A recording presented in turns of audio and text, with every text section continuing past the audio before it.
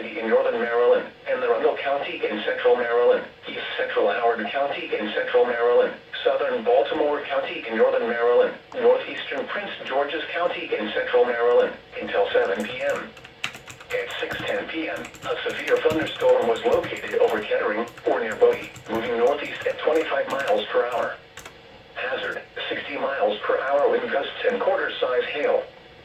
Source, radar indicated.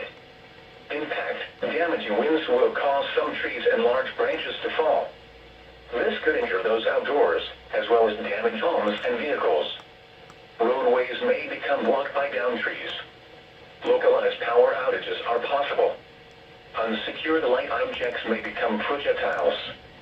Locations impacted include Bowie, Severn, Annapolis, Crofton, Elk Ridge, Riviera Beach, Forestville, Largo, Upper Marlboro, Baltimore Washington Airport, Fort Smallwood State Park, Gibson Island, Bodkin Point, Sillery Bay, Pinehurst, Glen Burnie, Severna Park, Ototoc, Pasadena, and Arnold. Get indoors to protect yourself from wind and lightning.